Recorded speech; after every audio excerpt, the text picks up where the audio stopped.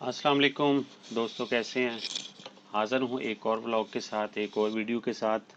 और ये वीडियो मेरी पहली तीनों वीडियो का तसलसल है, यानी AutoCAD how to draw structure in Quetta. जो बल्दिया के रूल्स हैं जो मैं आपको सिखा रहा हूँ, ये उसकी चौथी क्लास है, चौथा लेक्चर है। तो बढ़ते हैं आगे। उससे पहले मैं आपको बता दूं, आपने हमेशा जो पहले प्लान ड्रॉ किया होता है ना, जैसे कॉलम एक्सिस प्लान, फाउंडेशन या ground floor, ground beams plan, उसी को कॉपी आगे करें। तो आपने गौर किया होगा कि मैं कॉपी जब करता हूँ तो मैं एक पॉइंट से दूसरा पॉइंट सेम लेता हूँ, ताकि ड्राइंग आपकी पड़ी हुई खूबसूरत हो। जैसे इसका नाम अभी टाइटल रूफ प्लान, या कुछ ऑफिसेज में इसको ग्राउंड फ्लोर प्लान किया कहा जाता है। ग्राउंड फ्लोर रूफ स्लैब, ठीक है। इसको आप कुछ भी कह सकते हैं, रूफ प्लान है या ग्राउंड फ्लोर रूफ स्लैब है। इसको हम रिमूव कर देते हैं। और उससे ज़रूरी है कि पहले हम आर्किटेक्चर की डिमांड देखते हैं कि आर्किटेक्चर क्या कह रहा है रूफ के ऊपर। हमने एक मिस्टेक होगी हमसे कि हमने जो कॉलम थे वो हमने फर्स्ट एक कॉपी करके ऊपर नहीं रखे रूफ पे, तो इसीलिए हमें वो अंदाज़ा नहीं हो रहा। तो अभी हम उसको कॉपी करके ऊपर रखते हैं, तो हमें अंदाज़ा हो जाएगा कि हमारे रूफ के ऊपर कॉलम किस जगह पे आएंगे। क्या करूँगा मैं, ये जो ग्रिड्स के इंटरसेक्शन है, ये ग्रिड्स के इंटरसेक्शन पे रख देंगे। ये देखें, तो आपको अंदाज़ा होगा कि हमारे कॉलम्स किधर आ रहे हैं। ठीक है,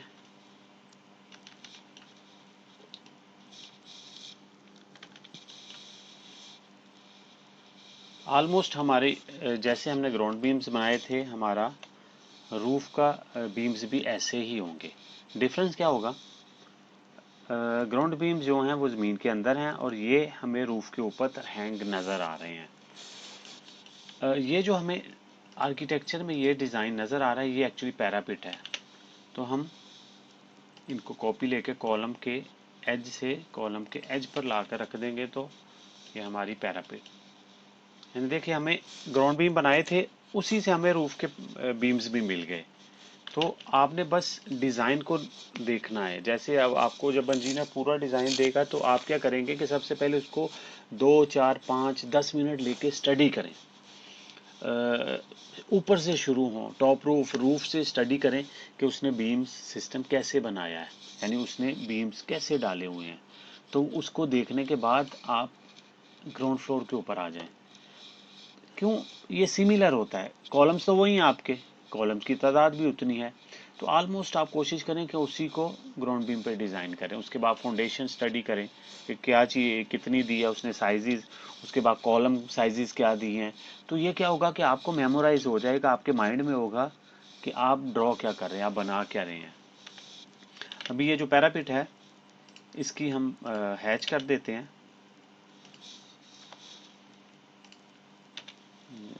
ये बड़ी स्केल है तो ये स्केल छोटी कर दी। और अभी हम बीम्स के नाम लिख लेते हैं। इधर कॉलम नेम्स हमें नहीं चाहिए, कॉलम नेम्स हमें बस ग्राउंड बीम्स तक चाहिए होते हैं।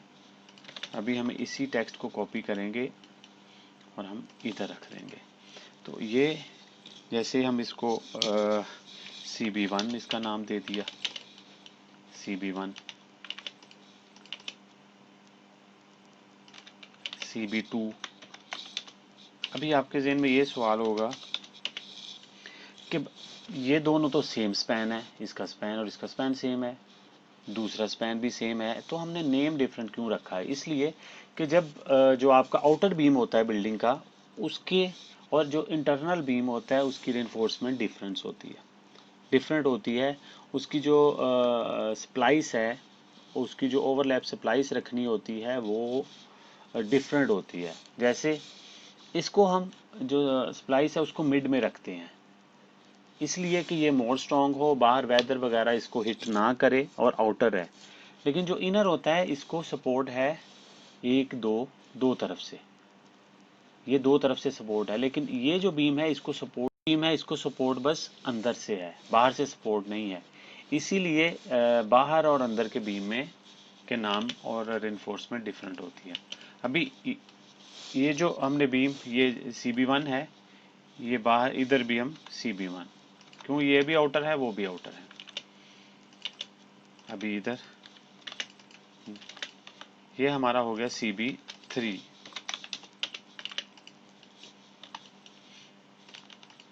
नाम थोड़े क्लियर करके ताकि ओवरलैप ना हो। जैसे ये CB3 सेम हो गए। अब बचा सिर्फ सेंटर वाला CB4। उससे भी इम्पोर्टेंट है अभी साइजेस। आपको इंजीनियर जब प्लान पूरा ड्रॉ करके देगा, स्केच करके देगा, उसने साइजेस भी लिखे होंगे। तो हम साइज चेक कर लेते हैं। जैसे हमारा CB1 का साइज है 30/50। 30/50। तो हम क्या इसको CB1 पे कॉपी कर लेते हैं। पहले आप नाम लिख लें, साइजेस बाद में भी आप लिख सकते हैं। CB2 उसी तरह 30/60, इसको भी आप कॉपी कर लें। CB3 same 30/60।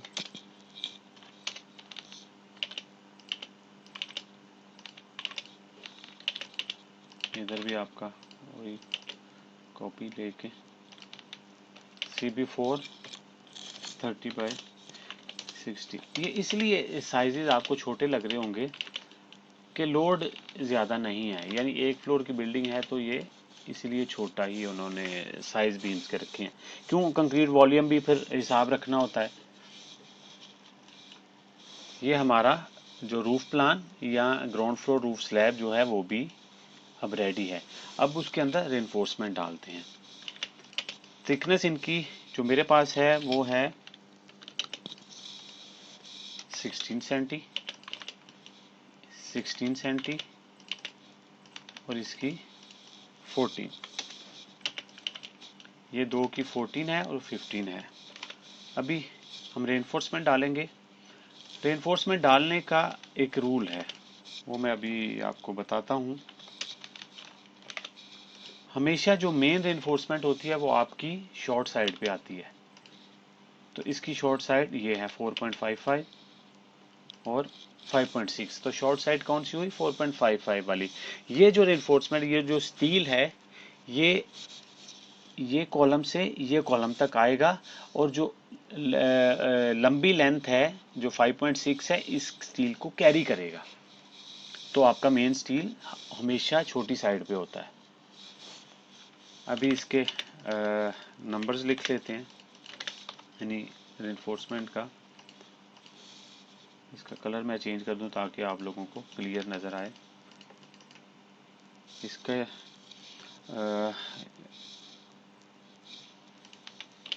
दोबारा चेक कर लेते हैं। इसका साइज 4.55, तो ये आएगा 8 डाया 10 एवरी मीटर, यानी 8 बार्स होंगे 1 मीटर के अंदर। और जो लॉन्ग साइड है उसका होगा 7।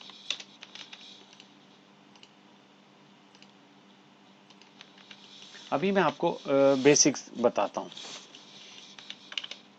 एक छोटा सा मैं अभी आपको इस पे बेसिक बता देता हूँ। आपकी जो स्लैब है, अगर 2 metre by whatever, ABCD कुछ भी हो सकती है, वट एवर, तो उसका स्टील हमेशा क्या आएगा, उसका स्टील आएगा शॉर्ट साइड पे 6 dia 10 every metre and long, ये शॉर्ट साइड है तो हम इसको शॉर्ट लिख लेते हैं, शॉर्ट साइड। और लॉन्ग साइड पे 5 डाया 10 एवरी मीटर। आपकी जब शॉर्ट साइड 2 मीटर होगी और लॉन्ग साइड 2, 3, 4, 5 मीटर भी हो, तो आपका स्टील क्या आएगा, 6 डाया 10 एवरी मीटर और long side 5 dia 10 every metre. यही जब आपका 3 मीटर हो जाएगा तो स्टील यही जब आपका 3 मीटर हो जाएगा, 3 बाय वाट एवर, तो आपका यही स्टील रहेगा। ठीक है। हाँ, जब 4 बाय वाट एवर, तो ये रेनफोर्समेंट 8 बाय 10 और ये 7 बाय 10। अगर थिकनेस, अब मैं लेंथ पे नहीं जा रहा, अभी मैं थिकनेस पे जा रहा हूँ। अगर आपकी थिकनेस 16 है तो आपका क्या स्टील आएगा, 8 डाया 12 शॉर्ट साइड और 7 डाया 12 लॉन्ग साइड। ये कुछ रूल्स हैं, जो जैसे 20 होगी, 18 हो, 20 हो, तो फिर भी आपने 12 ही लिखना है। यानी मोर देन 16 या मोर देन 16, तो आपने उसको डाया 12 कर देना है। क्यों, वो लेंथ ज़्यादा हो गई या उस पर लोड ज़्यादा होगा, इसीलिए इंजीनियर उसकी थिकनेस बढ़ा रहा है। तो हमारी 16, तो इसीलिए हम इधर क्या लिखेंगे, 8 डाया 12 एंड 7 डाया 12। सेम को हम आगे कॉपी कर लेते हैं, ये स्लैब पे। ये हमारी रेनफोर्समेंट भी इसमें डल गई है। ये बल्दिया का तरीका है, बल्दिया में भेजने का। लेकिन वर्किंग ड्राइंग वो भी इंशाल्लाह मैं आपको सिखाऊंगा, लेकिन उसके लिए लेक्चर काफ़ी लंबा हो जाएगा, यानी मे बी 1 to 2 आवर्स। क्यों, उसमें की फिर आप डिटेल्स में जाओगे। इसका जैसे बताया था 6 डाया 10 लॉन्ग साइड,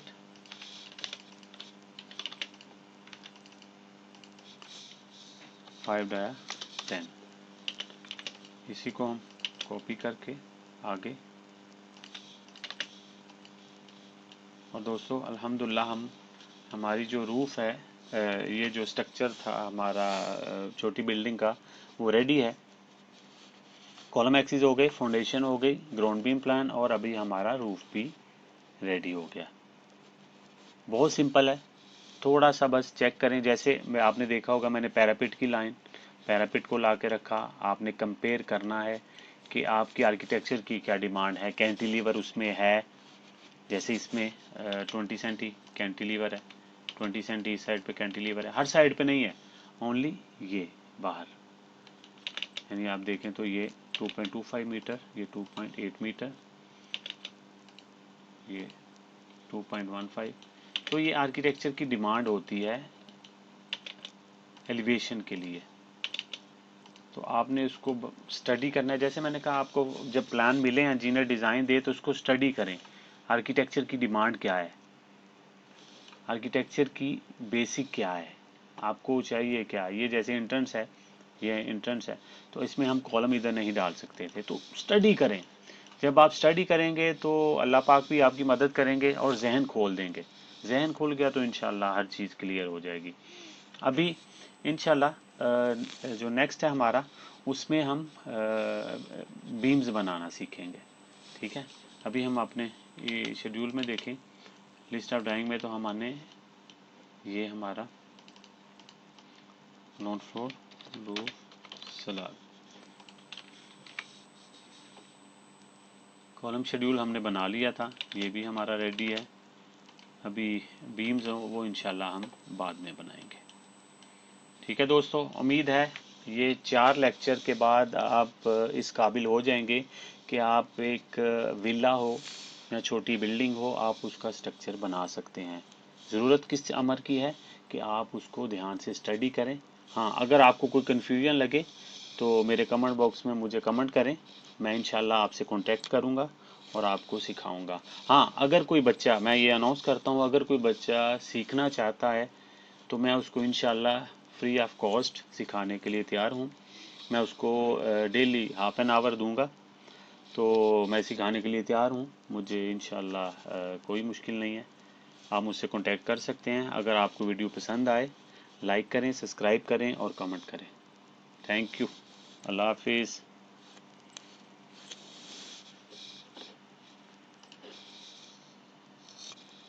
कितने गए हैं?